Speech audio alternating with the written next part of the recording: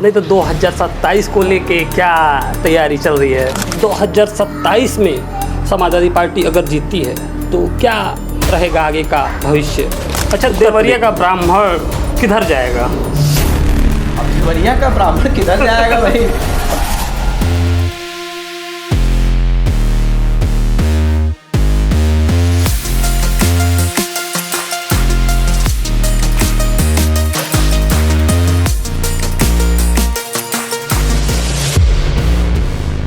नमस्कार दोस्तों, मैं करण त्रिपाठी आपका स्वागत करता हूं द देवरिया डायलॉग के शो में। आज हम बात करेंगे उत्तर प्रदेश की। जैसा कि केंद्र की राजनीति में देखा जाए तो बिहार का चुनाव अभी ख़त्म हुआ है, बंगाल की तैयारी है, लेकिन अच्छी सरगर्मी अब उत्तर प्रदेश में देखने को मिल रही है। चुनाव तो अभी 2027 में है, लेकिन 2026 के नव वर्ष के साथ ही यहाँ पे आगाज़ हो गया है चुनाव का और लखनऊ में गर्मी बढ़ गई है। तो आज हम 2027 के जो चुनाव की तैयारी हो रही है उस पर बात करेंगे। समाजवादी पार्टी अपना ताकत झोंकी है कि कैसे वो अपना 2027 का समीकरण सेट करे। बीजेपी अपने समीकरण को बनाने में लगी है। इसमें जातिगत समीकरण भी बन रहे हैं सारे पार्टियों के। तो आज हम बात करेंगे उत्तर प्रदेश की। आज उत्तर प्रदेश में समाजवादी पार्टी का पक्ष रखने के लिए हमारे साथ एक मेहमान है, विशेष मेहमान हैं। हमारे साथ जो मेहमान हैं वो अन्ना आंदोलन से राजनीति में आए और आज समाजवादी पार्टी में बेबाक बोलने वाले नेता माने जाते हैं। तो हमारे साथ आज हैं पंकज वर्मा जी। तो आज पंकज वर्मा जी से जानेंगे समाजवादी पार्टी का पक्ष। नमस्कार पंकज जी। देवरिया डायलॉग के सभी दर्शकों को बहुत बधाई, शुभकामना, नए वर्ष की हार्दिक शुभकामना आप सभी को। जय हिंद, जय समाजवाद। जय। तो आज हम उत्तर प्रदेश के चुनाव की बात करने आए थे। समीकरण तो बहुत सारे चल रहे हैं, लेकिन जो सबसे अभी तत्काल का कुछ दिन का प्रकरण है, हम शुरुआत करेंगे कि जातिगत समीकरण की जो रखी गई है इसमें, जैसे ब्राह्मण भोज। तो ब्राह्मण भोज को आप किस तरीके से देख रहे हैं? देखिए, जाति इस देश की वास्तविक सच्चाई है जी। और मैं थोड़ा सा पीछे ले जा, डॉक्टर अंबेडकर ने कहा था कि जाति एक बीमारी है जी, और बीमारी को, किसी भी बीमारी को दूर करने के लिए बीमारी की चर्चा करनी चाहिए। अच्छा। तो जब तक आप उसकी बीमारी की चर्चा नहीं करेंगे तब तक बीमारी पकड़ में नहीं आएगी जी। दरअसल इस देश का दुर्भाग्य ये रहा कि जातियों का ये देश है। कहा भले ही कहा गया कृषि प्रधान देश है, लेकिन ये रहा जातियों का देश। और इस जातियों के देश में जाति के बारे में हम चर्चा नहीं करते हैं, यानी उस बीमारी को हम बनाए रखना चाहते हैं जी। वही डॉक्टर अंबेडकर कहते थे कि इस बीमारी को जब तक आप चर्चा नहीं करेंगे तब तक बीमारी पकड़ में नहीं आएगी, और जब तक पकड़ में बीमारी नहीं आएगा उसका इलाज नहीं होगा। तो जातियों का देश है तो भोज तो होते रहेंगे। कभी ब्राह्मण भोज होगा, कभी कुशवाहा भोज होगा, कभी निषाद भोज होगा, कभी दलित। आप बताइए, आज ब्राह्मण भोज पे चर्चा जो हो रही है, सही बात है कि चुने हुए प्रतिनिधि को सदन में उनको एक अधिकार जनता ने दिया है कि आप सदन में अपने परेशानियों को, जनता के परेशानियों को आप कह सकते हैं। लेकिन जब वहाँ नहीं सुना जाएगा तो स्वाभाविक हुई जातियाँ कहाँ जाएंगी? वो तो कहीं ना कहीं बैठक करेगी, अपनी बात को रखेगी, अपने प्रॉब्लम को वो रखेगी जी। तो वो हमको नहीं लग रहा है कि बहुत ज़्यादा उस भोज को लेकर, और तो अमित शाह जी खुद दलित भोज करते हैं। आप बताइए, उनका तो खुद मैं देखा हूँ कि दलितों घर भोजन करने, दलित के घर भोजन क्यों करने जाते हैं? अधिकार दे दीजिए उनको, भोजन करने की क्या जरूरत है? तो आप तो चाहते हैं ना इसको बनाए रखना कि हम आप खुद कहते हैं कि मैं दलित क्या, मैं भोजन करने गया, मैं आज इस समाज में भोजन करने गया। और जो विशेषरैया हाल लखनऊ में जो हुआ था, ये तो जग जाहिर है, इसमें छिपाना क्या है कि लगातार जातियों के कार्यक्रम हुए और भारतीय जनता पार्टी के पैसे से कार्यक्रम हुए। कोई ऐसी जात नहीं छूटी कि जहाँ यादव सम्मेलन हुआ, कुशवाहा सम्मेलन हुआ, पटेल सम्मेलन हुआ, ब्राह्मण सम्मेलन हुआ, क्षत्रिय सम्मेलन हुआ। जिस जात से मैं आता हूँ, सोनार जात का, उसका भी सम्मेलन हो गया, भले ही उसको टिकट नहीं मिला जी। एक ही टिकट मिला, जीवन भर वोट करने के बाद एक मोहन वर्मा जी को एक दिया गया जो जीवन भर वोट लिया बीजेपी ने। तो जातियों के सम्मेलन से मुझे लगता है कि ये अनावश्यक ये घबराहट है भारतीय जनता पार्टी की, जो उसने शुरुआत की उसी से घबरा रही है। तो बीजेपी को घबराना नहीं चाहिए, सारी जातियों को कहिए कि अपना बैठक उठक करें और अपने अधिकार को लें। वो जब सुनवाई नहीं होगी तो क्या लोग करेगा ना। तो इसकी शुरुआत में भी तो अखिलेश यादव भी आते हैं, वो भी पीडीए की बात करते हैं। और तो वो पीडीए कोई जाति नहीं है, जैसे लोग समझ नहीं पा रहे हैं। दलित, पिछड़ा, अल्पसंख्यक, ये अल्पसंख्यक मतलब केवल मुसलमान, अल्पसंख्यक का मतलब केवल मुसलमान बहुत कहाँ गए? हाँ, बहुत सारे लोग को कहते जैन हैं कहाँ कि गए? उनके पीडीए में ए आगे पीछे होता रहता है। जैसे पीडीए को लोग जातियों से तुलना कर रहे हैं। दरअसल पीडीए में इसके पहले भी एक इंटरव्यू में मैं कहा था ये तो ऐसा वो भी कहते हैं पीडीए का मतलब, पीडीए का मतलब पिछड़ा दलित बताते हैं। नहीं तो बताए है पीड़ित ब्राह्मण, नहीं तो पीडीए में तो आप क्यों उसको नहीं शामिल कर रहे हैं? पीडीए का मतलब पीड़ित ब्राह्मण भी हुआ, पीडीए का मतलब वो सारे लोग पीड़ित हुए जो सामाजिक रूप से और आर्थिक रूप से, चाहे वो शैक्षणिक रूप से जो लोग कमजोर वर्ग के लोग हैं, जिनकी गणना हो जाती है कि ये शैक्षणिक और सामाजिक रूप से वो सब पीडीए के हिस्सा है। अब उसको जाति के तरफ आप ले जाना चाहते हैं, चूंकि मैं फिर कह रहा हूँ कि जातियों का देश है, इसीलिए उसको जाति के तरफ लोग ले जाते हैं। तो उसमें हमारा कहीं से मुझे लग रहा है कि उसको जाति के एंगल से देखना ठीक नहीं होगा। वो एक शोषित वर्ग के लोगों की बात है। जहां आप बताइए गोरखपुर में किस तरह संघर्ष, जाति संघर्ष है। आप नहीं सही है, तो उसको आप कहाँ से देखेंगे? जो समाज पीड़ित है वही हमारा हिस्सा है, उसी की बात मैं कर रहा हूँ। अच्छा, ये विकास तो जैसे कि आपके देवरिया में मेडिकल कॉलेज आया और पूर्वांचल गोरखपुर में बहुत सारी चीज़ें बनी, तो विकास के स्तर पे पूर्वांचल में शायद पहले नहीं काम हुआ था। लोग ऐसा जो कहते हैं, बहुत सारे लोगों का कहना है। तो आप इसको कैसे, अखिलेश यादव कह रहे हैं कि ये लोग कोई काम नहीं कर रहे हैं या कोई वो नहीं कर रहे हैं, वो अपना करण जी, आप मुख्यमंत्री जी को देखिए गोरखपुर से जी। वीर बहादुर सिंह हम एक बार मुख्यमंत्री हुए थे तो पूरी पूर्वांचल में दहक हो गई कि अब हमारे यहाँ भी विकास होगा, बहुत सारे काम हुए जी। लेकिन गोरखपुर को अगर छोड़ दिया जाए तो अब देवरिया की स्थिति देख लीजिए। देवरिया मेडिकल कॉलेज बना, रोड बन रही है। अच्छा ठीक है, मेडिकल कॉलेज बना जी। जिला चिकित्सालय कहाँ है?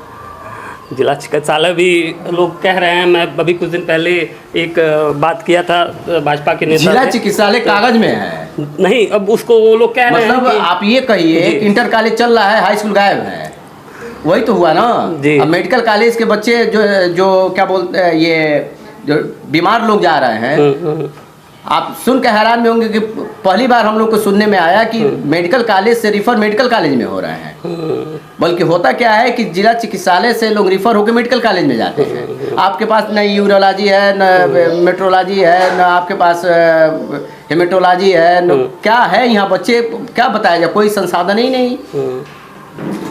केवल आप मेट्रोलॉजी लिख दीजिए, गैस हो जाता है तो कहते हैं चले जाइए गोरखपुर चले जाइए। अभी आप देखिए, अभी मुझे पता चला है पिछले हफ्ते कि आईसीयू नहीं है मेडिकल कॉलेज में। आपको पता है इस बात को? हमारे परिचित में गए थे वो एडमिट होने के लिए, रात में 12 बजे उनको हटाया गया कि आईसीयू नहीं है मेडिकल कॉलेज में। और प्राइवेट अस्पतालों में आईसीयू चल रहे हैं और मेडिकल कॉलेज में आईसीयू नहीं है, तो इसका मतलब क्या हुआ? क्या बना रखे हैं?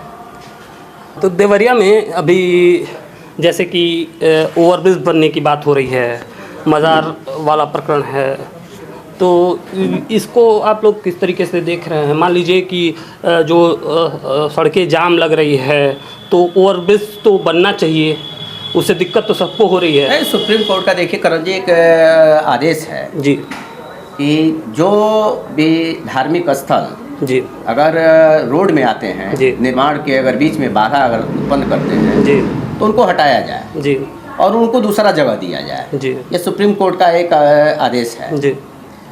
लेकिन जो आप देवरिया के मज़ार के जो बारे में आप कह रहे हैं, अभी मैं देखा कि डीएम साहब ने उनको साहिबा ने अनुमति दिया और फिर सदर विधायक जी के कहने पे अनुमति को खारिज किया गया। मेरा ये कहना है कि अगर इस मकान में जहाँ बैठे हैं अगर कोई मुकदमा चल रहा हो जी, अगर किसी कोर्ट में मुकदमा चल रहा हो, तो क्या कोर्ट ऐसा कोई आदेश दिया है क्या कि आप अपने घर में धार्मिक आयोजन नहीं कर सकते या फिर अपने जन्मदिन नहीं मना सकते, अपना कोई निजी कार्यक्रम नहीं कर सकते?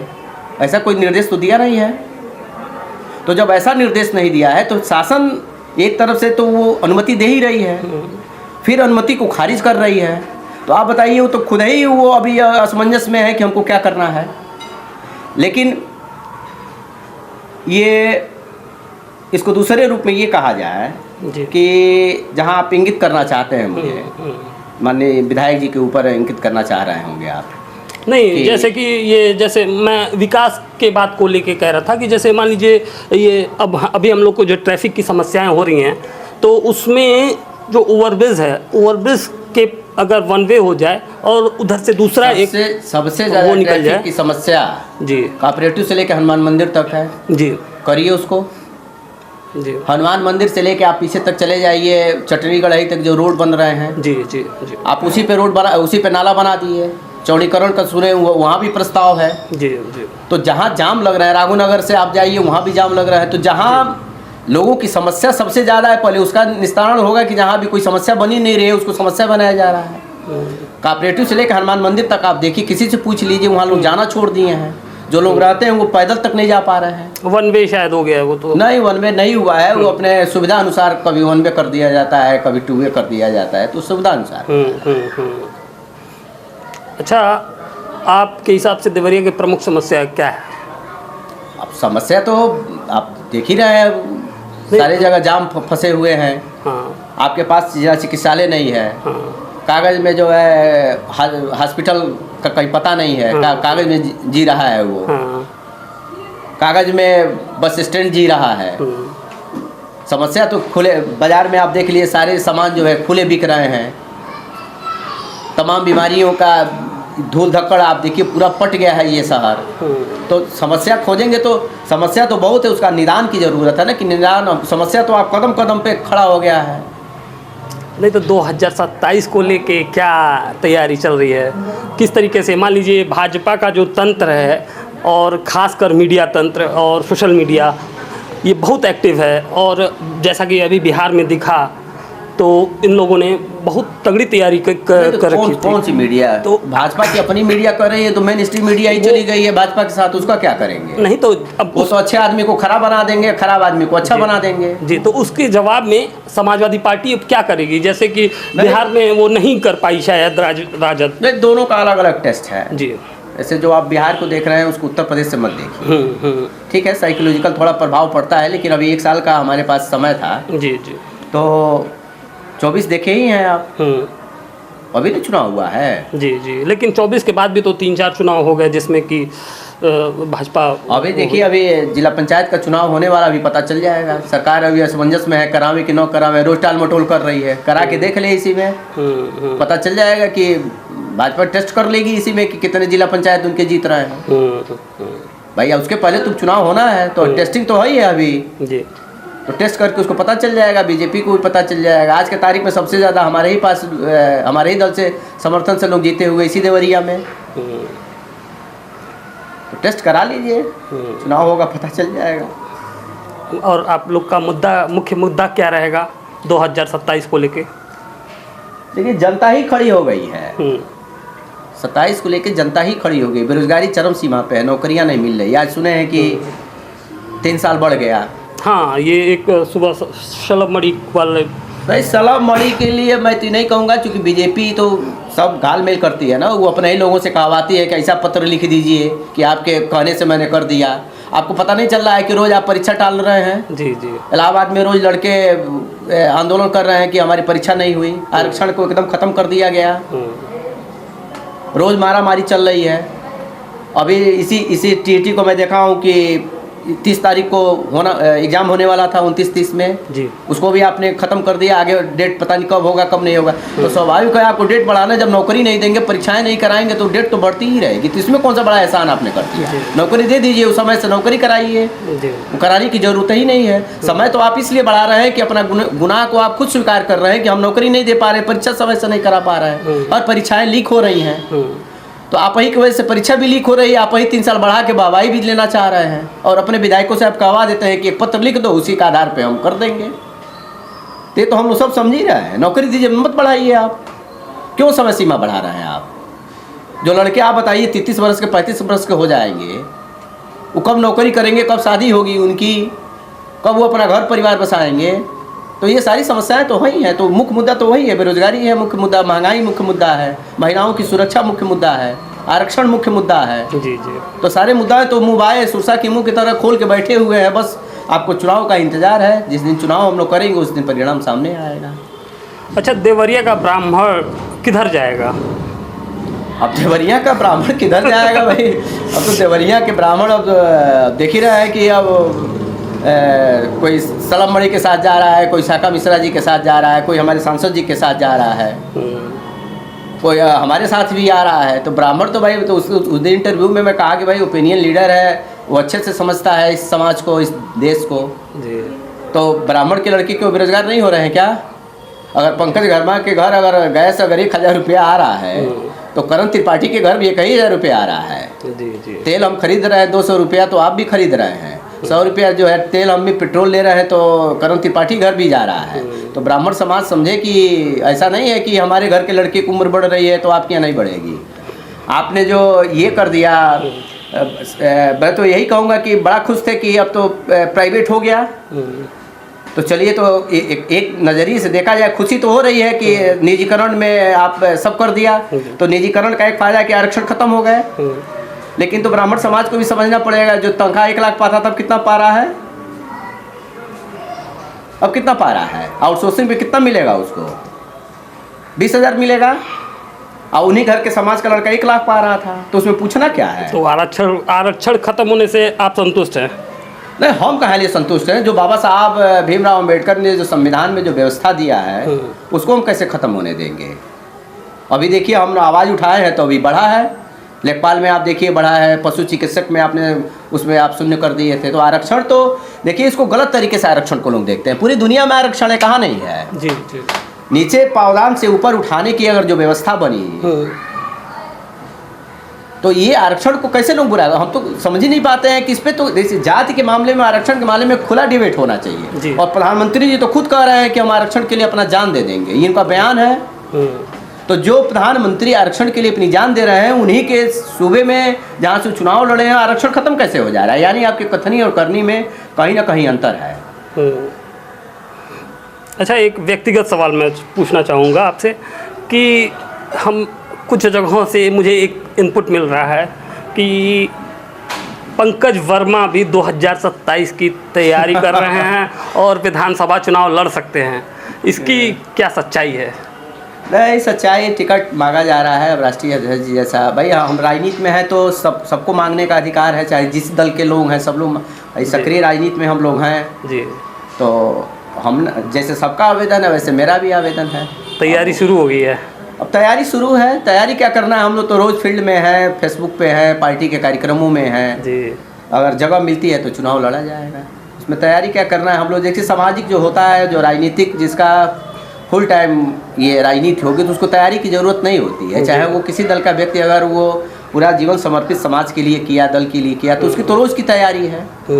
एक अवसर है, उसने मांगा, अगर मिल गया तो वो मैदान में तो है ही है, लेकिन वो लड़ने के लिए फिर मैदान में आएगा, नहीं है तो फिर सेवा के मैदान में है। तो ये तो चल ही रहा है। तो और एक चीज़ और, ये व्यक्तिगत ही है, ये भी कितने सालों से आपका राजनीतिक संघर्ष चल रहा है ये? देखिए, हम तो लखनऊ विश्वविद्यालय से पढ़ के आए, BA में LLB हमने किया। उसके बाद से अन्ना के आंदोलन से मैं थोड़ा सा प्रभावित हुआ। और देवरिया में पहला आंदोलन जब दिल्ली में हुआ था तो देवरिया में हमने ही उसको शुरुआत की। सुभाष चौक पे बैठ के उसकी शुरुआत किया और बहुत सारे साथियों का समर्थन मिला। और वही से थोड़ा सा वो रूप बदला राजनीति का जी जी। फिर उधर चले गए। अब वैसा उसी में घुल मिल गए कि अब समझिए कि अब दलदल कही है या फिर जो भी कही, अब उसमें नहीं, दलदल नहीं कहेंगे, लोकतंत्र है तो लोकतंत्र में की खूबसूरती है ये। अच्छा, अब हमारा एक आखिरी सवाल रहेगा कि 2027 में समाजवादी पार्टी अगर जीतती है तो क्या रहेगा आगे का भविष्य उत्तर प्रदेश का? नहीं, अच्छा रहा। इसके पहले आप देखिए तमाम योजनाएं मिली थी उत्तर प्रदेश को जी। महिला सुरक्षा के लिए मिला, गर्भवती महिलाओं के लिए मिला, कन्यादान विद्या के लिए मिला, एक्सप्रेसवे मिला, जहाँ योगी जी जिस लखनऊ में बैठते हैं वहाँ मेट्रो मिला। तो हर पहलुओं पे काम समाजवादी पार्टी ने किया है। और तो ये तो समाजवादी पार्टी ने किया, ये तो केवल हम नहीं कहते हैं, तो भारतीय जनता पार्टी के नेताओं से भी आप पूछिएगा तो ऑन रिकॉर्ड कई जगह उन्होंने बोल दिया है कि अभी तो मैं हेमा मालिनी जी को सुन रहा था, वो भी बता रही थी कि नहीं, समाजवादी पार्टी ने अच्छा काम किया। हमारे सांसद जी रमापति जी भी इस बात को कई बार हमने सुनने में मिला है कि वो भी कहते हैं समाजवादी ने अच्छा काम किया। तो जहाँ हमारे विपक्षी दल के लोग हमारी सराहना कर रहे हैं तो उसमें कहने की कोई ज़रूरत ही नहीं है। मुख्यमंत्री के तौर पे योगी आदित्यनाथ से आप तुलना करेंगे तो भारतीय जनता पार्टी के लोगों से ही पूछ लीजिए, तो मुझे लग रहा है कि बहुत ज़्यादा परसेंटेज में राष्ट्रीय अध्यक्ष अखिलेश जी आगे आएंगे। अच्छा, पंकज वर्मा कब देवरिया बुला रहे हैं अखिलेश यादव को? नहीं, आए तो थे बीच में कार्यक्रमों में जी। फिर चुनाव होगा तो उनका अभी प्रदेश अध्यक्ष जी है तो आना जाना तो कार्यक्रमों में रहता है। जैसे आने में बड़े नेताओं के आने में जैसे खर्चे भी तो बहुत अब हो रहे हैं, पहले इतना नहीं था लेकिन अब बहुत ज़्यादा खर्चे हो जाते हैं। विपक्ष में हम लोग हैं और निश्चित आएंगे। अभी तो चुनाव है, बीच में भी उनके आने का कई जगह कार्यक्रम लगा हुआ है तो। अच्छा, एक सवाल था जो कि अभी छूट रहा था, अमिताभ ठाकुर को लेके क्या प्रकरण है और इस पर आपका क्या राय है? देखिए, जो ही आवाज़ उठाएगा वो अमिताभ ठाकुर हो जाएगा। ये कोई मामला नहीं है। अब 99 का केस 25 साल से सिविल के मामले को उठा के आप क्रिमिनल में आप डाल देते हैं। नेहा सिंह राठौर को आप 4-5 लेटर आपने भेजा, कल वो देखे थे कि परसों वो गई थी, वो एक वीडियो जारी की थी, वीडियो जारी करने की जी। तो बीजेपी के नेता तमाम क्या क्या बोल दे रहे हैं आपको कहाँ देखिए, तमाम लोग जेल में ठूसे जा रहे हैं। जो बोल रहा है उसको आप जेल में डाल रहे हैं। तो ये स्वतंत्रता का एक ये भी है कि जहाँ अभिव्यक्ति की आज़ादी को आप ख़त्म कर रहे हैं। अगर सरकार के खिलाफ कोई सवाल नहीं खड़ा करेगा, कोई पूछेगा नहीं, तो आखिर में पूछेगा कौन? हम भी चुप रह गए तो फिर बोलेगा कौन? तो कुछ तो बोलना पड़ेगा ना कि बीजेपी वैसे ही थोड़े आ गई। आप सुषमा स्वराज को सुनिए, अब हम लोग के बीच में नहीं रही, सदन में लगातार बोलती रही। स्मृति ईरानी को आप सुनिए, सिलेंडर लेकर सड़क पर उतर जाती थी। जी। जिस समाज से मैं आता हूँ, गोल्ड एक्ट के लिए मामले में बताइए, वहाँ 40-40 दिन लोग धरना प्रदर्शन किए थे। समाजवादी पार्टी की सरकार रहती, अगर वो भी छूट देती थी कि भाई आपको अपनी बात कहने का अधिकार है जी।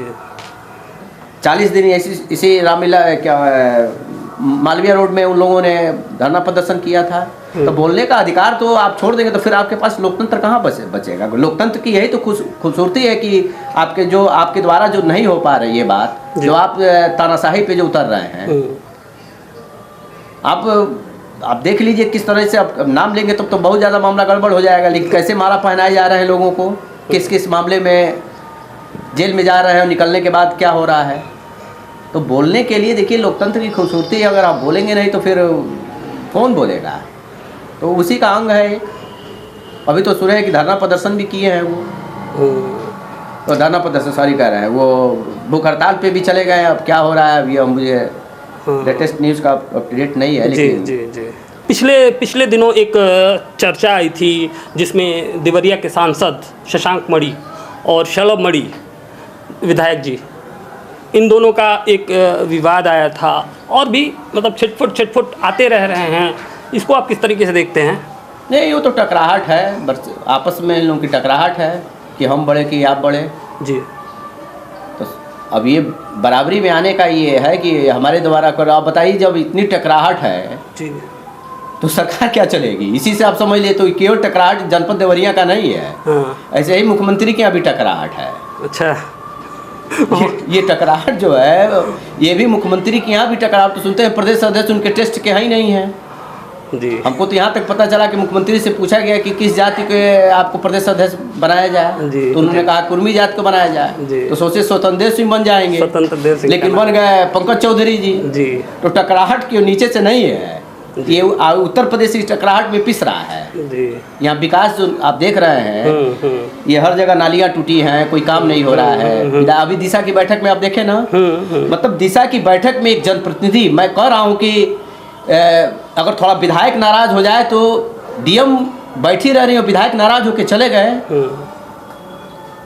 कठोर प्रशासन होता तो डीएम साहब शाखा मिश्रा जी के घर चली गई होती कि आप नाराज क्यों हैं।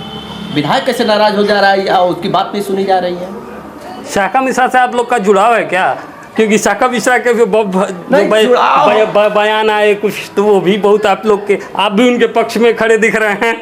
नहीं, पक्ष विपक्ष में नहीं दिख रहे हैं, सब लोग अपने हैं। हमारी लड़ाई कोई न जातियों की है न दलीय है, हमारी विचारधारा की लड़ाई है जी। अगर एक विधायक की बात अगर डीएम नहीं सुन रही, अगर प्रशासन नहीं सुन रहा है तो किस पंकज वर्मा का सुनेगा वो? जब डीएम की बात नहीं सुने, जब डीएम विधायक की बात नहीं सुनी जा रही है, सांसद की बात नहीं सुनी जाएगी, तो हमारी बात सुनेगी प्रशासन, तो जनता पीसेगी नहीं। ये तो आपको विधायक जी से मैं कह रहा हूँ, सलम मणि जी को पता नहीं कहाँ चले जाते हैं, और कभी एसएस माल खोज लेते हैं, कभी मजार खोज लेते हैं। ये सब उनको खोज ही नहीं पाते हैं कि हॉस्पिटल से गायब है, मोहन सिंह चिकित्सालय गायब है, बस स्टैंड से भवन गायब है।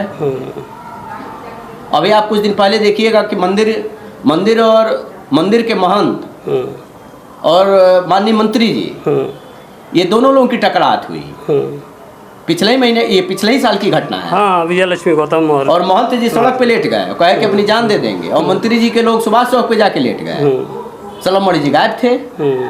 ये टकराहट क्यों हो रही है? आप ही की सरकार है, हिंदुओं की सरकार है, और मंदिर और मंत्री लड़ रहे हैं, महंत और मंत्री गायब हैं हमारे विधायक जी यहाँ से।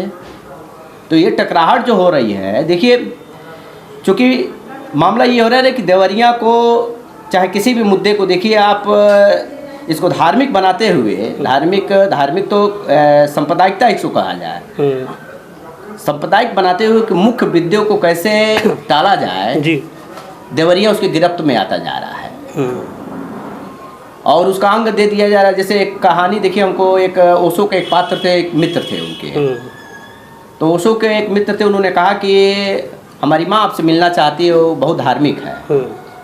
तो उन्होंने कहा मिलवाना। तो एक दिन गए मिलने के लिए जी। माँ ने पूछा कि ओशो कर क्या रहा है उस समय? तो उन्होंने कहा कि इस समय कुरान पढ़ रहा हूँ। तो उसने कहा कुरान पढ़ रहे हो यार, तुमको अपने धर्म की किताब पढ़नी चाहिए, धार्मिक किताब पढ़नी चाहिए, हिंदुओं की किताब पढ़नी चाहिए, तो तुम कुरान पढ़ रहे हो। उनकी माँ चली गई। तो फिर अपने मित्र से ओशो कहते हैं कि देखो यार, तुम तो कह रहे थे कि हमारी माँ धार्मिक है, दरअसल तुम्हारी माँ धार्मिक नहीं है, तुम्हारी माँ सांप्रदायिक है। अगर वो धार्मिक रहती तो दूसरे धर्म से भेद कैसे करती? तो सांप्रदायिकता और धर्म के बीच में जो लकीर खींची जा रही है, दरअसल सांप्रदायिकता को ही धर्म का आड़ दे दिया जा रहा है कि यही धर्म है, जबकि धर्म नहीं है, ये सांप्रदायिकता है। समझ गए? तो मजहब नहीं सिखाता आपस में बैर करना। पढ़ते पढ़ते हम लोग बड़े हो गए, हिंदुस्तान पढ़ते पढ़ते बड़े हो गए जी। तो ये देखिए, ये सब सारी चीज़ें देवरिया के लिए, जैसे मैं तो फिर विधायक जी से कहूँगा, सरस्वती निवास उनका है जी, सुने बड़ा अच्छा बना है, टाइल्स बहुत बड़े शहरों से आए, महंगे टाइल्स हैं। थोड़ा सा मैं कहूँगा कि उसको थोड़ा एक बार खंदिए उस ज़मीन को। उस ज़मीन को नीचे से खंदेंगे तो उसमें उग्रसेन सिंह की खुशबू निकल के, संघर्षों की खुशबू निकल के आएगी, उसमें मोहन सिंह जी की खुशबू निकल के आएगी, उसमें हरिकेवल प्रसाद जी हैं, उसमें हमारे तमाम जनपद देवरिया के कामेश्वर उपाध्याय जी हैं, उसमें हरिवंश सहाय जी हैं, उसमें मुक्तिनाथ यादव जी हैं, उसमें ये रमाकांत सिंह चौहान जी हैं, बहुत सारे नाम है। जब आप खनेंगे, असल इस देवरिया की धरती को उनको खुशबू पता नहीं है। आप सरस्वती निवास है वो, पता नहीं वो माँ सरस्वती उनको कहाँ से उनको ज्ञान मिल रहा है। हम लोग तो भाई सारी स्कूलों में मूर्ति लगा, उनकी तस्वीर लगा के ज्ञान की आराधना करते हैं, तो उनको थोड़ा सा इस खुशबू को सूंघना चाहिए। लेकिन दरअसल मामला क्या है कि हमारे के यहाँ एक बार गठबंधन में विनोद जायसवाल जी आए थे, चुनाव लड़े, चल दिए। इसके पहले कलराज मिश्रा जी आए थे, देवरिया में हल्ला हुआ कि देश में मोदी राज, देवरिया में कल राज। उन्होंने कहा कि चीनी मिल बनवाएंगे, चीनी मिल फिर से पुनः शुरू होगा, चल दिए। तो चीनी फजल मसूद हमारे के यहाँ आए थे, चीनी मिल बंद बता रहे, फजल मसूद आए थे, लड़े चल दिए। अशोक मेहता साहब आए थे, अर्थशास्त्री थे, लड़े चल दिए। वैसे ही ये भी आए हैं, लड़ेंगे चल देंगे, रहना हमको यहीं है। अच्छा, चीनी मिल की आप बात की है, तो चीनी मिल बंद भी तो उन्हीं के समय में हुआ था। हम कह रहे तो आप बंद किसके जमाने में हुआ था? आप तो आए थे शुरू कराने के लिए कि बंद कराने के लिए? आपका घोषणा क्या था? तो आप बंद करा दीजिए। वो चीनी मिल बंद कराए तो आपने हॉस्पिटल बंद करा दिया। आपने तो, हम तो जैसे विपक्ष से पूछ के अपना घोषणा पत्र तो नहीं बनाए थे ना। जी जी जी। बंद हुआ था तो आपने कहा कि हमने चीनी मिल तैयार करेंगे, हम यहाँ फैक्ट्री लगाएंगे। संयोग से मंत्री भी हो गए थे। तो ये फैक्ट्री कौन लगाएगा? हॉस्पिटल का दशा आप देख लीजिए। तो वही मैं फिर कह रहा हूँ अपने विधायक जी से, बॉम्बे का कोई व्यक्ति आ रहा है, 5वें मंजिल पे उसको लेके जाके और उसको मारा गया, 5वें मंजिल पे डेड बॉडी पड़ी, उसमें डेड बॉडी उसकी सड़ी, उसकी बदबू जब आती थी, पानी वहाँ के लोग बीमार लोग, उनके अभिभावक लोग, चाहे उनको देखने वाले लोग, जब बदबू जब आई तब ये जांच हुआ। आप ये बताइए, कोई सरकार दूसरी रहती तो सरकार इस पे गिर जाती, अगर संवेदनशील सरकार रहती तो। ये कितना बड़ा मामला है कि बताइए, 5 मंजिल पे ले गया कोई व्यक्ति और उस पर जाके उसकी हत्या किया, और उसकी सड़ी हुई डेड बॉडी से पानी वहाँ के मरीज पी रहा है। अब आप बताइए, उस समय विधायक और हमारे सांसद जी कहाँ थे? क्या कार्रवाई हुई? कौन से लोग दोषी थे? कौन ले जाके मारे थे उसको? ये कम बड़ा मामला आप उसको समझ रहे हैं? हम गए थे अस्पताल में अपना दवा कराने, इलाज कराने, खुद बीमार होके आ रहे हैं। तब उन लोग को ये सब चीज़ें तो नहीं दिख रही हैं। तो हमको देखिए, मैं तो आपके माध्यम से देवरिया डायलॉग आपको भाई इसके लिए शुभकामना दे रहा हूँ कि नाम ने आपने बहुत अच्छा करण जी रखा है, देवरिया डायलॉग। तो देवरिया डायलॉग के सभी दर्शकों को, खासकर देवरिया जहाँ हम लोग अपना कर्मभूमि है, हम जी जी जी, मैं ये कहूँगा कि नज़र को दौड़ाइए। चौधरी चरण सिंह कहते थे, इसी बात को मैं ख़त्म करूँगा जी, कि सबको 2 आँख दे रखा है ईश्वर ने, जी, 2 आँख आपको भी दे रखा है। जी जी, एक आँख अपनी किसानी की तरफ लगाइए, तो दूसरी आँख सदन की तरफ लगाइए कि आपको क्या मिल रहा है। तो एक आँख अगर आपने अपने रोजगार के लिए लगाया जी, तो एक आँख आपको लगाना पड़ेगा कि आपके लिए मिल क्या रहा है। जी, हमारे जो जनप्रतिनिधि चुने गए हैं जी, वो आपके लिए क्या डिलीवर कर रहा है। वादा कहाँ? अगर ठीक है, समाजवादी पार्टी ने गलत किया, बसपा ने गलत किया तो चली गई, जी, जनता ने उनको बताया कि नहीं, इन मुद्दों पे आप फेल थे। बीजेपी आ गई, तो बीजेपी आ गई तो सही कैसे हो जाएगी? उसके मुद्दे को कौन गिनाएगा? तो जनता को स्वतः देखिए, लोग अस्वस्थ लोकतंत्र के लिए हम लोग से कहते हैं कि आपकी पार्टी क्या कर रही है। अमेरिका में इब्राहिम लिंकन से पूछा पत्रकार ने कि आप अमेरिका के लिए क्या करेंगे, तो उन्होंने कहा कि हम तो जो करेंगे। जनता से मैं पूछना चाहता हूं कि वो अमेरिका के लिए क्या करेगी। तो लोकतंत्र तो तब मजबूत होगा कि पार्टियां तो अपना काम कर ही रही हैं, जनता को भी अपना काम करना पड़ेगा, उसको अपनी नज़र दौड़ानी पड़ेगी सदन की तरफ कि हमको वहाँ से क्या मिल रहा है, नौकरियाँ मिली कि नहीं मिली, सुरक्षा मिली कि नहीं। तो अमित शाह जी कहते थे कि 12 बजे रात में आप निकल जाइएगा, और उन्हीं की सरकार के लोग बचाव कर रहे हैं कि हमारा विधायक निर्दोष है। ये कौन देखेगा? दिल्ली में किस तरह से प्रोटेस्ट किया गया महिलाओं के द्वारा। तो सरकार को जनता दिखा रही है अब रास्ता कि देखिए आप कहाँ जा रहे हैं। तो आपके माध्यम से मैं कहूँगा कि आप भी देखिए इन लोगों को कि हम जिनको हमने चुना है वो आपके लिए क्या कर रहा है। केवल ऐसा तो नहीं है कि पूरा मामला जो है केवल धार्मिक और जातीय उन्माद में फैल के हम अपने मुख्य मुद्दे को हम भूल जा रहे हैं, तो दिक्कत तो सबको होगी, हमको भी होगी। तो जागरूक जनता भी है और जागरूक नहीं होना भी चाहिए, वो करते हैं, सवाल उठाते हैं। जागरूक जनता को होना ही पड़ेगा। आप केवल नेताओं के भरोसे देश अगर आप छोड़ देंगे, दुनिया में अमेरिका आज भी अपने कमान उनके लोगों में है। तो ट्रम्प साहब आए हैं, गड़बड़ हुआ है मामला, देखिए कितना किरकिरी हो रही है अमेरिका की। व्हाइट हाउस अमेरिका को दिया गया, सफ़ेद घर बनाएगा, सफ़ेद घर, और बराक ओबामा चले गए वहाँ। यानी सफ़ेद घर में ब्लैक आदमी का प्रवेश हो गया, वहाँ सामाजिक आंदोलन की देन थी। क्या आप सोच सकते हैं कि इस भारत में कोई दलित महिला के नाम पे या दलित पुरुष के नाम पे हम देश का प्रधानमंत्री चुन लेंगे? संभव नहीं इस देश में, क्योंकि अभी हम वहाँ पे पहुँचे ही नहीं। कहाँ से आप बना पाएंगे? तो ये सबको देखना पड़ेगा। तो देवरिया डायलॉग की तरफ से मैं कहूँगा कि नए साल में आप सबको शुभकामना जी, और बहुत बहुत धन्यवाद। और सबको मैं शुभकामना दूंगा। और ये मैं कहूँगा आप सभी से कि नज़र को, अगर सदन की तरफ देख रहे हैं जी, तो अपनी नज़र को अपने नेताओं की तरफ देखिए। आपने 7 विधायक दिया, 2 सांसद पिछली बार दिया, एक बार हमारे दल से। तो हमारे दल के एक सांसद को आपने देखा, तो देख रहे हैं ना लोकसभा में आवाज़ उठ रही है जी। आपने एक परिवर्तन किया जी। इस देवरिया की जनता को मैं धन्यवाद दूंगा कि एक परिवर्तन आपने किया जी, जी। कि समाजवादी पार्टी के एक सांसद को आपने भेजा। तो देखिए पूरे पूर्वांचल के, पूरे देश में देवरिया का नाम समाजवादी पार्टी सलेमपुर से गूंज रही है। अगर आप भी उसको दे दिए रहते तो देख क्या होता, तो खुद गए थे तो पानी में टंकी में पानी नहीं आ रहा है, उन्हीं के सांसद साहब ने कहा था जी। तो आप हमको मौका देंगे तो निश्चित है कि हमारी बात सदन, अगर एक आप हमारे विपक्ष के एक और नेताओं को एक आध दो विधायक दिए होते तो फिर देखते इस देवरिया में इस तरह से जो खेल हो रहा है वो शायद नहीं होता। तो मैं ये कहूँगा कि आने वाले दिनों में आप अपने नज़र को दौड़ाइए और देखिए, अपने नेता से सवाल पूछिए। ऐसा नहीं है कि नेताओं को छोड़ दिए केवल कमीशन लेते रहे और घर बनवाते रहे और केवल डीएम और एसपी से रोज जाके लड़ते रहे और वीडियो जारी करते रहे कि भाई देखिए हमने। अब एक अजीब सिस्टम चला है, पीछे से वीडियो बनाए जा रहे हैं कि देखिए मैं कोतवाल को हड़का दिया, मैंने डीएम को हड़का दिया, तो मैंने ठेकेदार को हड़का दिया। ठेकेदार क्या करेगा भाई?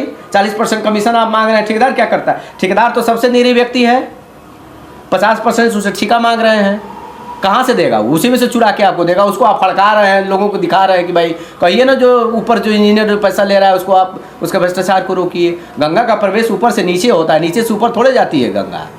भ्रष्टाचार तो ऊपर से रोकी, नीचे वैसे ही रुक जाएगा। तो वीडियो बनाने पे आप मत जाइए और नेताओं के ये जो नए नए खेल हो रहे हैं उस पर मत जाइए। आप देखिए कि जो आपने वादे किए हैं उसका डिलीवर आपको मिल रहा है कि नहीं, सुरक्षा मिला कि नहीं मिला, नौकरी मिली कि नहीं मिली, महिलाओं की सुरक्षा मिला। व्यापारी वर्ग सबसे ज़्यादा परेशान है जीएसटी से, उन लोगों ने ही बढ़ाया और वही लोग उनके दरवाजे पर जाके फूल थमा रहे हैं, कह रहे हैं घटी जीएसटी और मार, और अब की बार बीजेपी सरकार। और जीएसटी किसने बढ़ाया? कांग्रेस के ज़माने में थोड़े बढ़ा था वो। तो इन सब मुद्दों पे दोनों आँख खोल के रखिए। आपको बहुत बहुत करण जी धन्यवाद, आपके सारे ये मित्रों को जो ये हमारा आप और आपका इंटरव्यू ले रहे हैं। हाँ। जय हिंद, जय समाजवाद, नया वर्ष मंगलमय हो। चलिए, बड़ी बेबाकी से आपने अपनी बात रखी और आपका हमारे शो में आने के लिए धन्यवाद। और हम फिर मिलेंगे नए विषय के साथ, तब तक के लिए नमस्कार।